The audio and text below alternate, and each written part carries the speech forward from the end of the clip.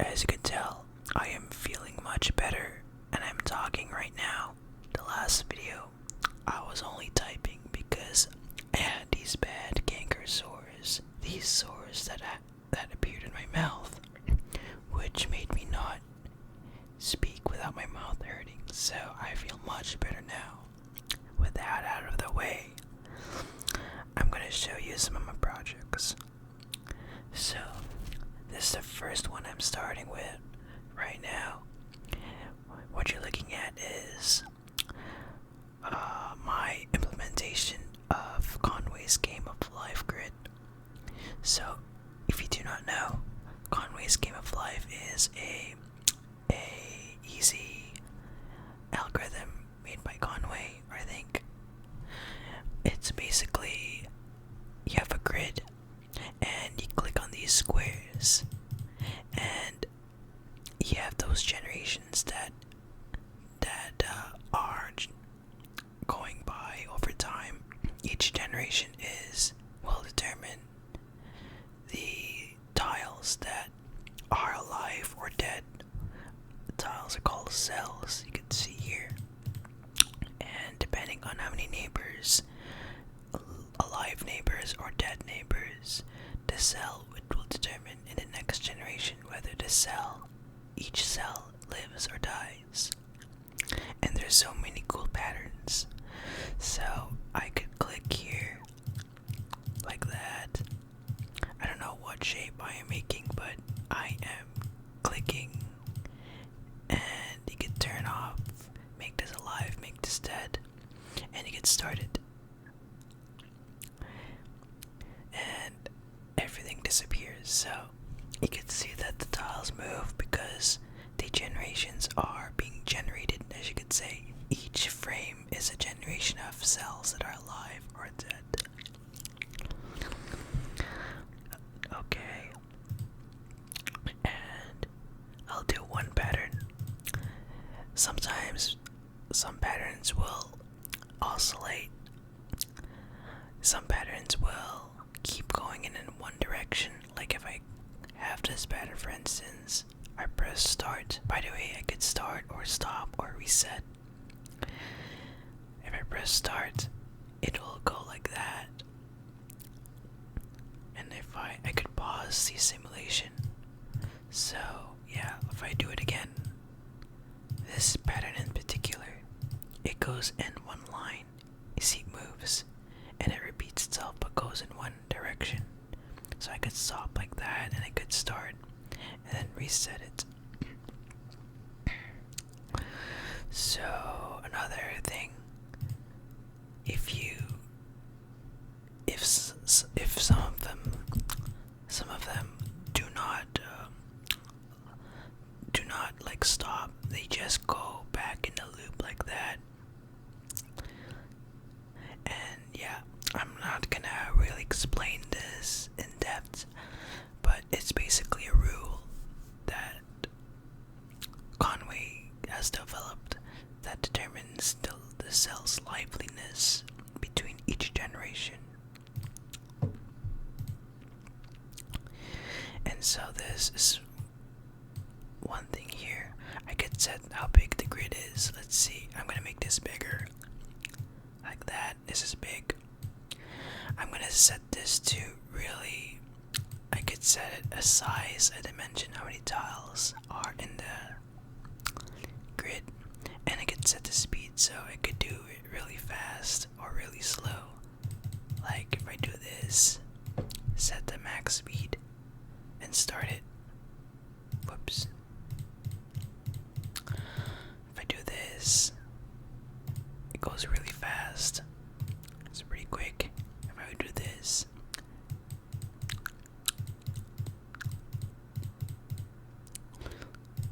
it kind of whips.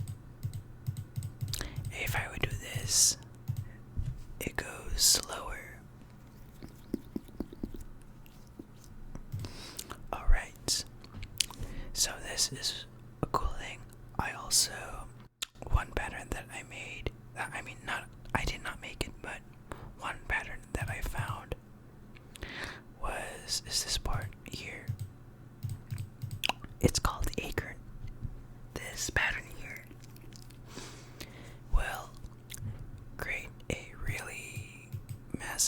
reaction. If you do that, look at that.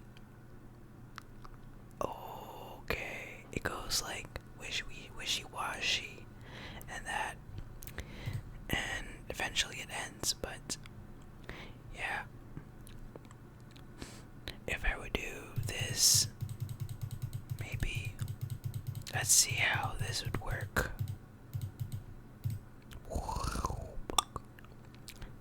It stopped. It's kind of symmetrical, but it stopped, and you can see that sometimes sand patterns do not move at all. So this is a really cool game. Not exactly a game, but a simulation. And also I could save. So if I press this, if I would draw something like, no, like this, I write sub,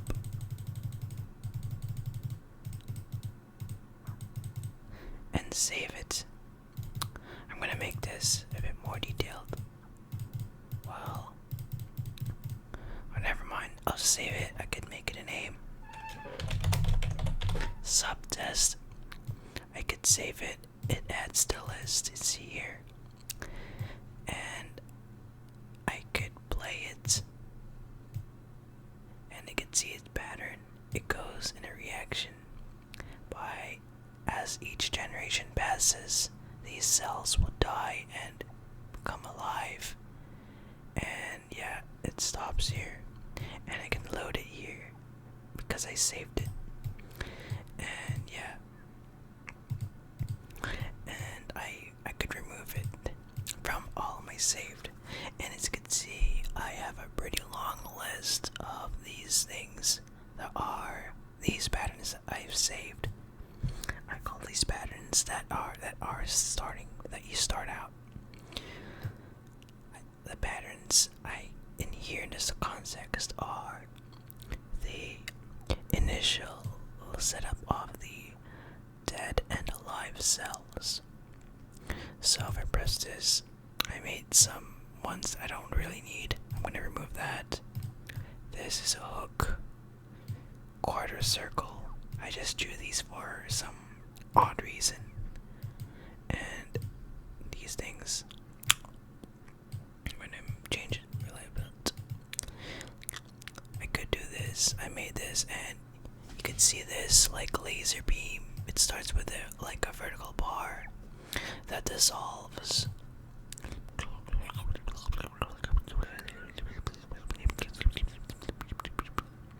And it turns out to be something like a scene from space. And it's still moving ever since. This one is a diamond. If I play this, it ends up being like a 4-leaf clover. This is a diamond that's 11 tiles wide. If I play that, it becomes also a flower. And if I also do a pyramid, this is a pyramid. Let's see how this dissolves. Okay, it's going, it's going, it's going, it's going. And yeah, this happened to dissolve into thin air, not into thin air, but into frozen snowflakes or something. Not snowflakes, but static particles. Alright, so this is a project that I made my way of implementing the Conway's Game of Life. And if you want more information, if you want more info and a video explaining what this does, Conway's Game of Life, post in the comments and I'll make a video of that. So, this is my first project. This is the second project. This is a Mandelbrot simulator. This is the Mandelbrot set. As you may recall earlier in the videos that I posted, I made a series where I've coded a Mandelbrot set from scratch. It was a separate project, but I've done this one way before. I've done this series, so I had an idea. And it has this, the only difference is it has some controls here. And that there are some colors that are being rendered instead of a simple black and white. So I actually had to take time to do this. So you have a Mandelbrot set, and I could move and keys. You can see the controls: panning, zooming in, zooming out, full render. Well, full render, I'll explain it later, but I'm gonna start zooming in. I'm gonna start moving.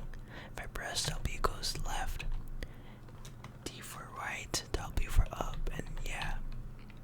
And I can zoom in by pressing R here, and F to zoom out. And I'm gonna zoom in, let's say, one of these things.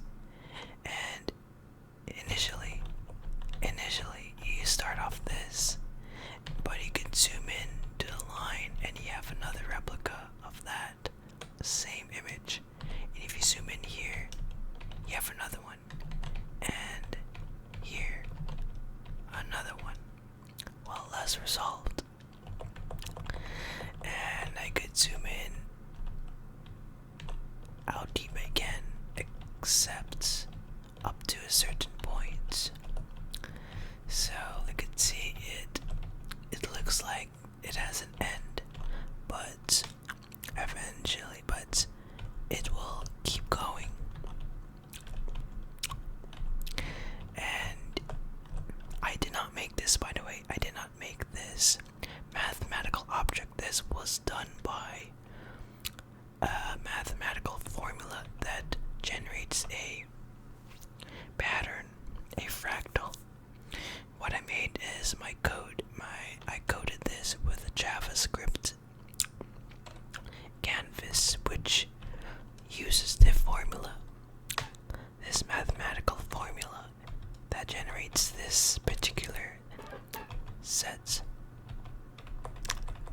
And yeah, so I could zoom into like how precise the numbers go on JavaScript to floating points, but mathematically this is an infinite fractal, so if you keep zooming in, it will not end.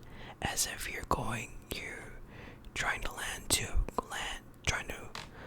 a plane, but you'll never reach the ground. That's the best way you can explain an infinite zoom. You're trying to land on the ground, but somehow you'll never reach the ground. So, and there's some video explaining this. This is a video on YouTube that I linked. I did not create this YouTube video. This is just a guide on how this works, how this natural thing works. So, yeah. And there's also a link in the video description of a series where I code separately how to make this. Well, I did not with this part, because this will take a lot of time to put this as well. So, and there's some tools with max iterations, which is like how many times, basically in short words, how resolved this image is. Like, if the higher the better, the greater the resolution, but it's gonna be slower the higher it is because of the computer having to render it. And yeah, how fast you can move. There's some controls. Actually, the full render here, basically I used to have it so the image is pixelated, but I found a way to change it. I kind of got a bit of help here by optimizing the code to fully render it, to make it optimize if you move it without being pixelated. So back then I had a really bad image, bad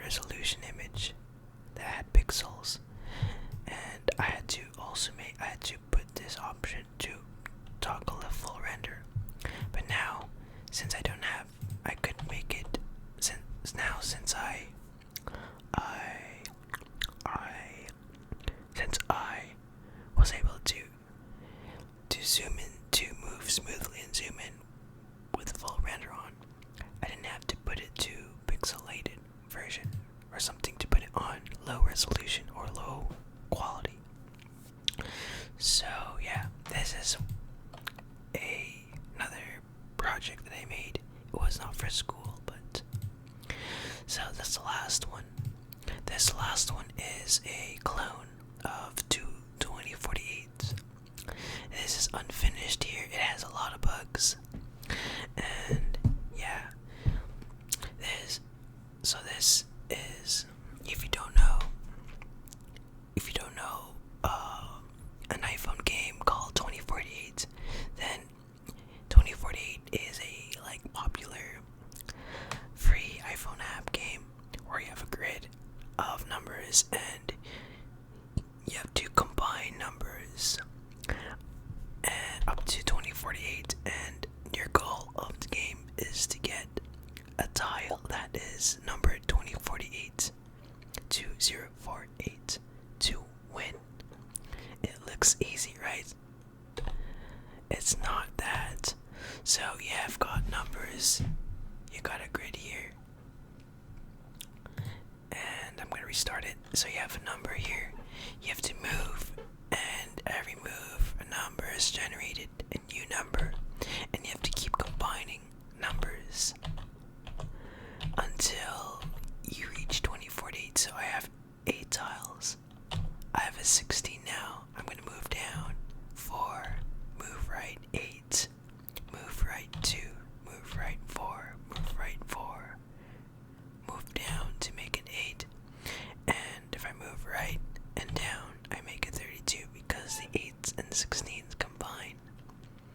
Honestly, I think I've done a pretty good job, except that I should have added animations, but I'm not too familiar with CSS animations yet, so this was done in HTML, CSS, and Vanilla JavaScript.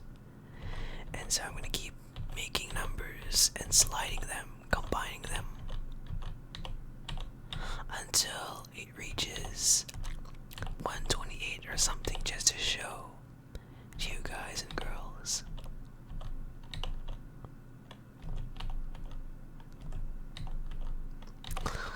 So pretty far in.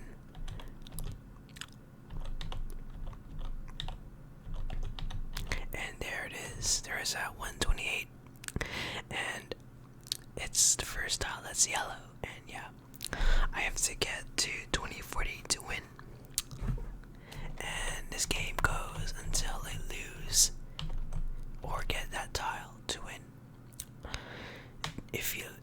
If the grid is full and you have no more ways to combine, and your grid is already full, then you lose. And this is where I'll bring this topic, that this project is not yet done. It has a lot of bugs. First, if I have a grid that's full, it will lead to an infinite loop and it will cause the game to crash. And that's not good because this game has a if check here that loops, and it loops to find the next empty tile, and it still tried to find one and it crashed as a result. So I'm trying to fix that. I also have to add in little UI stuff like title and the score or something, but yeah. So this is a 2040 game clone, and yeah. So this is some small projects that I made over the course. I hope you do enjoy this video. It's not like I did not make this a regular coding ASMR video because I wanted to take a break from that, plus with my gangrosaurs. And please like this video if you have gotten your tingles. I would really, really, really appreciate it. So the next video will not continue this series of the backrooms maze. I'm gonna leave that a bit for later. The next video will be probably a gaming video, ASMR video, as well as or solving a some more coding challenges, including recursion. So, this is the end of this video. Stay tuned for the next ASMR video, and peace out.